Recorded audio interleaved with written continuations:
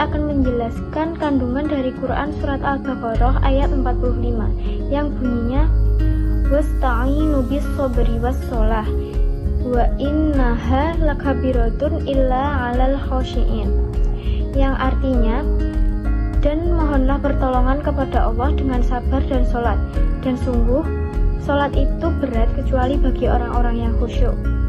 Dari ayat ini dapat dipahami bahwa ketika menghadapi kesulitan atau ujian dalam hidup, seorang muslim dianjurkan untuk tidak gampang menyerah, tetapi mendekatkan diri kepada Allah melalui kesabaran dan juga sholat. Sabar membantu kita tetap kuat dalam menghadapi masalah, sedangkan sholat menjadi sarana untuk memohon pertolongan, ketenangan, dan petunjuk dari Allah. Oleh karena itu, kedua amalan ini sebaiknya dijadikan kebiasaan dalam kehidupan sehari-hari. Selanjutnya, kandungan Quran surat Al-Baqarah ayat 46 yang bunyinya alladzina yadunnuna annahum mulaqu rabbihim wa annahum ilaihi raji'un, yang artinya yaitu mereka yang yakin bahwa mereka akan menemui Tuhannya dan bahwa mereka akan kembali kepadanya. Ayat ini mengajarkan bahwa orang yang benar-benar khusyuk selalu yakin akan bertemu dengan Allah dan kembali kepadanya.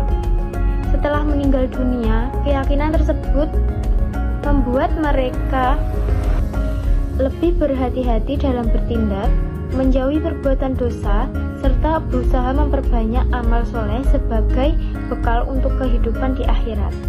Dengan demikian, keimanan kepada hari akhir akan membentuk pribadi yang lebih bertakwa dan bertanggung jawab dalam menjalani kehidupan. Nah, selanjutnya kandungan Quran surat Al-Baqarah ayat 153 yang berbunyi Bismillahirrahmanirrahim, ya ayyuhalladzina amanu ista'inu bis-sabri was-shalat innallaha ma'as-sabirin, yang artinya, wahai orang-orang yang beriman, mohonlah pertolongan kepada Allah dengan sabar dan sholat, sesungguhnya Allah beserta orang-orang yang sabar. Nah, kandungan Quran surat Al-Baqarah ayat 153 ini menjelaskan Allah memerintahkan orang beriman untuk memohon pertolongan melalui sabar dan sholat. Sabar membantu menghadapi cobaan, sedangkan sholat menjaga dari perbuatan dosa. Allah juga menjanjikan bahwa Allah selalu bersama orang-orang yang sabar dengan memberi pertolongan dan perlindungan. Selanjutnya, tafsir Quran surat Al-Baqarah ayat 45. Kata isti'anah menunjukkan bahwa manusia membutuhkan kekuatan Allah dalam menghadapi hidup. Sabar berfungsi menenangkan hati dan menjaga diri dari perbuatan salah. Sedangkan sholat memberikan ketenangan, menguatkan iman dan membentuk akhlak. Orang yang khusyuk adalah yang tunduk, tenang, dan rendah hati kepada Allah. Dengan sabar dan sholat, manusia memperoleh ketenangan dan kekuatan dalam hidup. Tafsir Quran surat Al-Baqarah ayat 46. Jadi pada ayat ini itu dijelaskan bahwa orang yang khusyuk memiliki keyakinan yang kuat bahwa suatu saat nanti mereka akan bertemu dengan Allah dan kembali kepadanya. Kata zan dalam ayat ini bukan berarti ragu, tetapi bermakna keyakinan yang kuat atau al-yakin. Keyakinan inilah yang membuat seseorang itu lebih ikhlas, tawakal, dan sungguh-sungguh dalam beribadah. Selain itu, ayat ini juga mengingatkan bahwa setelah meninggal nanti, manusia akan dibangkitkan lagi dan dimintai pertanggungjawaban atas segala amal yang telah diperbuatnya di dunia. Oleh karena itu, ayat ini mengajarkan kita untuk selalu menjaga keimanan kepada hari akhir dan berusaha meningkatkan kekhusyuan dalam beribadah.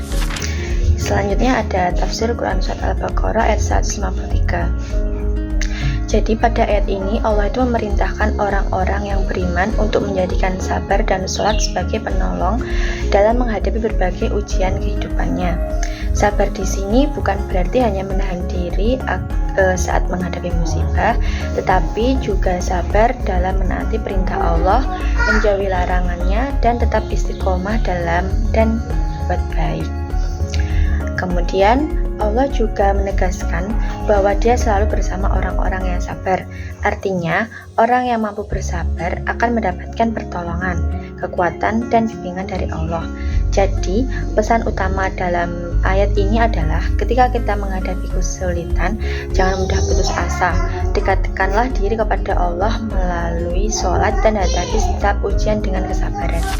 Selanjutnya adalah urgensi sabar dan tawakal dalam bimbingan konseling. Yang pertama sebagai penyeimbang antara ikhtiar dan ketentuan Allah Subhanahu wa taala.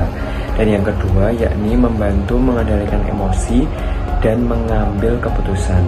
Yang ketiga, menciptakan kedalaman spiritual. Dan keempat, sebagai perlindungan dalam keputusan. Kelima, sebagai energi spiritual dalam menghadapi realita. Dan yang keenam atau yang terakhir, mendukung kesehatan mental dan ketenangan jiwa atau tumakninah. Kesimpulannya, berdasarkan pembahasan surat Al-Baqarah ayat 45, 46, dan 153 mengajarkan bahwa sabar, sholat, khusyuk, dan tawakal merupakan cara untuk mendekatkan diri kepada Allah Subhanahu wa taala serta memohon pertolongannya dalam menghadapi ujian hidup. Sabar melatih keteguhan dan pengendalian diri, sedangkan sholat menjadi sarana ketenangan hati dan penguatan iman. Dalam konteks bimbingan dan konseling Islam, nilai-nilai tersebut menjadi dasar penting dalam membantu individu menghadapi permasalahan hidup, karena mampu memberikan kekuatan mental, ketenangan jiwa, serta sikap tidak mudah putus asa, sekaligus membutuhkan kemampuan untuk berusaha dalam menerima ketentuan Allah dengan ikhlas.